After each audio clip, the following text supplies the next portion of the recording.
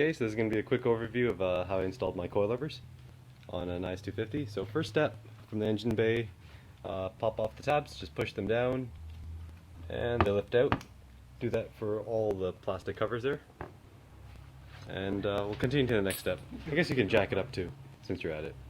So before you install the coilover, first thing you have to do is set the preload on the spring. Loosen up both bolts, or I guess the perches, before you continue, and retighten the bottom one up again by hand as much as you can until the spring doesn't move and you can't turn it anymore. Just tighten up the lower perch all the way to the bottom. This is again straight off the BC racing site, so you can just check them for more info. Use the top spanner, and basically you have to tighten this up until you can fit the wrench into this thing, which gives you 4mm of preload. So, I'm just going to continue in a minute. Okay, for the next step, for the driver's side, there's one separate step. There seems to be a sensor over here. I'm guessing maybe stability control or so forth. But just loosen this 10mm nut out and remove it. Next off, you'll have the ABS sensor, so 10 there and there. On the passenger side, there doesn't seem to be this sensor there, so you can skip that step. So once you've loosened all three of those nuts, we'll continue to the next step. Okay, now back to the passenger side, since I've already done the driver's side. Once you remove the ABS sensor wire, remove the cotter pin over here on the upper ball joint. To do that, push it forward so that it releases a little notch. Then use a set of needle noses or a screwdriver to pull that back and out. And it should just come out. Okay, and for the upper ball joint, use a 17mm to remove the bolt. And once you've done that, you're going to need an upper ball joint removal tool. I tried hammering this thing out, it's just really tight in there and you're not going to be able to take it out without this thing. So I'll continue once I've removed that bolt. Okay, for the next step, use the upper ball joint removal tool to push the bolt out. So we'll continue once I've removed this thing. Okay, I guess one thing I forgot to mention is to place the jack underneath the lower control arm to prevent the entire knuckle assembly from falling down once you lower it from the upper control arm. So once you've pressed that out, just use some string to tie it to it so that way it doesn't dangle down too low. Okay, for the next step, remove the tie rod end. To do that, there's a little clip over here, retainer clip that's holding in.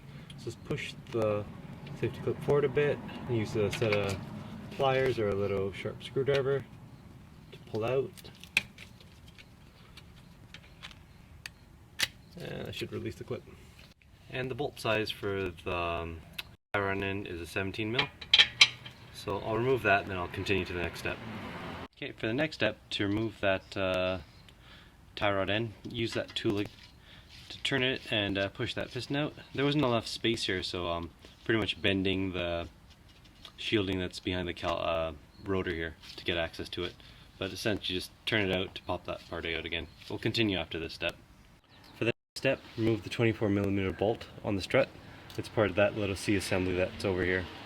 So we'll continue to the next step after we're done this. Next step, remove the three 14mm bolts holding the strut in place.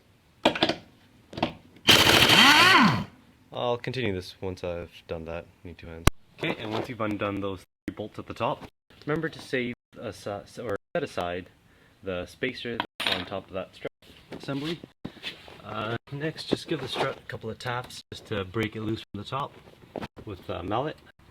And then the bolt that's sticking out here, that little C assembly of the strut, hammer that out, and you can use an extension, I guess. Just place that there and just hammer it through. So the strut should just fall down sideways. Gonna need two hands, so I'll continue after this. So with the strut assembly removed, just use a measuring tape to measure from the top to the bottom. I guess you could use this flat portion of the strut mount to have a reference point. I'm going to use this measurement here to relate to the drop that we'll be doing on the coilovers. So I'm going to be doing about 1.5 inch drop. So take the measurement from here, subtract 1.5 inches, and that should give you an approximate idea of how the drop's going to be. Of course, you're always going to have to readjust it once the spring settles in and so forth, but good way to set it up before you take it. For the next step, to remove that lower C bracket, because you're going to have to use that again, just use a 19mm socket And it's usually easier if you keep it in a vise. Strap it up with some cloth so you don't damage that paint over there. Just break that loose. Continue to the next step in a moment. So once removing that bolt, you'll notice that the strut assembly might be a little seized onto there. Just use the mallet and just hammer at this thing for a little bit and it should just drop right out. And when reattaching that to the mount, tighten up this bolt to, I believe it's 35 foot-pounds. And we'll continue once I've reattached it to the seat bracket. So with the seat bracket reattached to the strut assembly, just do the measurements again, this time to approximately set it to the right height that you're looking for. Again, don't fully tighten up that lower porch because you might have to move around the top portion of the strut in order to get it in to the mounting holes on the car. So just continue once I've placed this back in the vehicle. So the reason for not logging up this bottom collar is so that we can adjust the top mounting plate so we can get into the hole up there and make it sit in there. So just remember to put in that spacer back on and 3 bolts, and once you've held that together, continue to the next step. So place the strut assembly back into the vehicle. Remember, we didn't tighten up this collar, that's so that you can adjust that top mount plate so you could put in the hole correctly. Use a floor jack to lift up the lower control arm because now the strut's going to be a bit smaller, so you're going to need that a little bit higher. Put that through. This bottom bolt down here should tighten down to, I believe it's 83 foot-pounds. And this should be the bigger nut, which is using that 24 mil.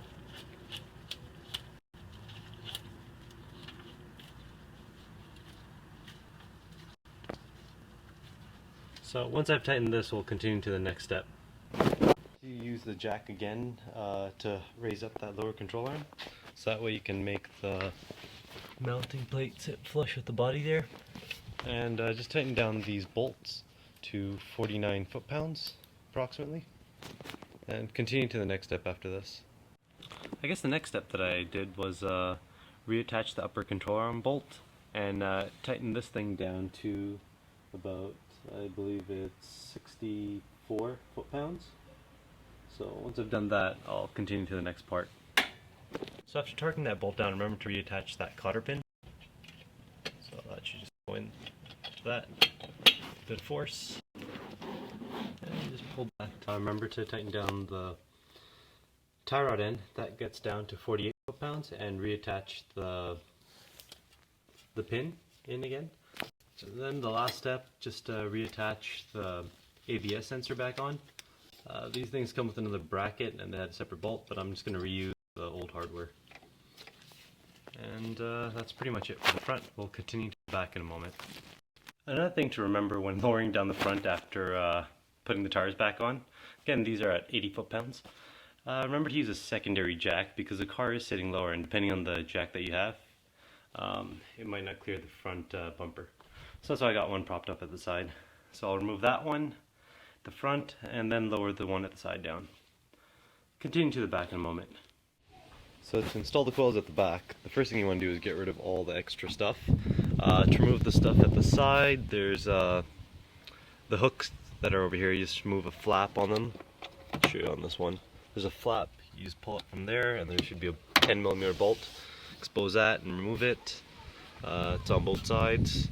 For the backing over here, there's 3 clips holding in the middle. What I did was I just pulled them forward a little and then lifted it up. Remove that.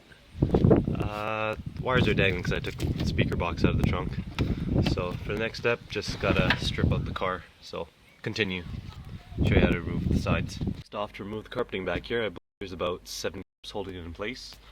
So there's a Christmas tree type that you just gotta use a panel tool removal or use a screwdriver. I already removed mine, so yeah, just like that. At the top here, there's going to be something for the grocery bags. There's usually 2 little pins that you push and it comes out. Next, we have these slots. These, I guess, whatever they are.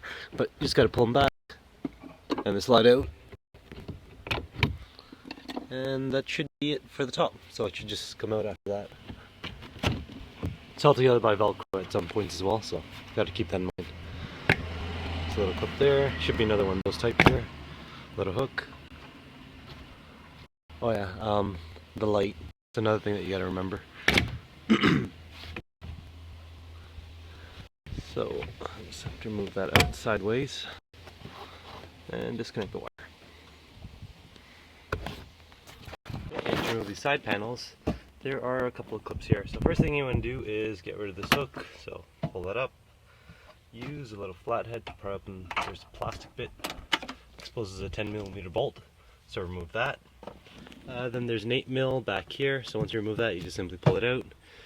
Two of those tree clips over here. So one there and another one there.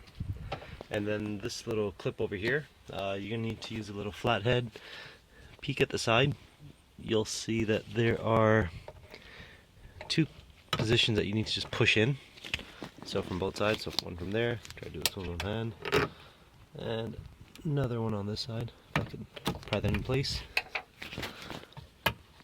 So basically what that is, well, I don't want to take it out, but there's two little portions where you gotta push in on each side.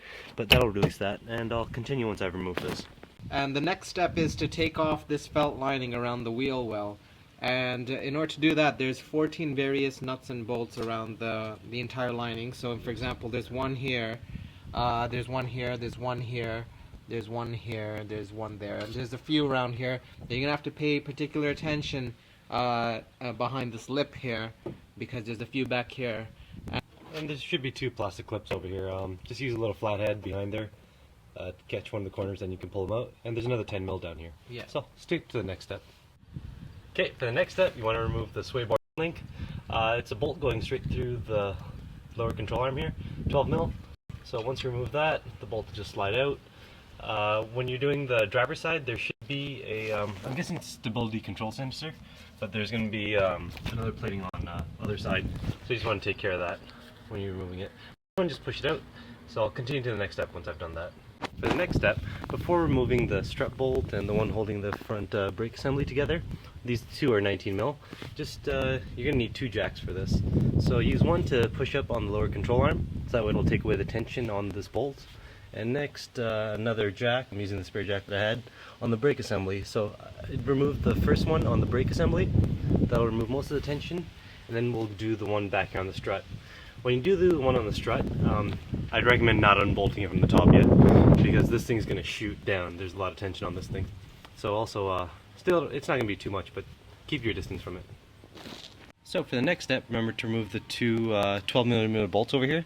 You might want to spray some W40 or any other penetrating oil to help break those down. Since my bolt at the bottom is stuck, I'm planning on just releasing the top three 14mm, holding the rear strut assembly in, and just push down on the lower control arm. Since I've already released it from the braking assembly, just going to use a pry bar on my foot just to push that down, and just wiggle the strut out of the place. But yeah, if it's corroded, you might have to do that. Okay, for the top, remember to release the three 14mm bolts. And for the final step to assemble everything, the bolt at the back gets torqued down to 103 if you had to disconnect that. The sway bar links is 20 foot-pounds about. The one on the shock over here is at 81 foot-pounds, and the one underneath here is about 119 foot-pounds. And then the three bolts at the top in the trunk area, those are about, I believe, 55 foot-pounds. One trouble that I ran into was when I had to buy a new bolt, so I got set back by a day. The bolt had swollen up and it wouldn't get released, so I had to chop it off and order a new bolt. So you might run into those problems, so just take that in mind. And for the final step, just put the cover back on, put the car on the ground, see if you like the right height. If not, you can adjust the height via the adjustments. So that's about it.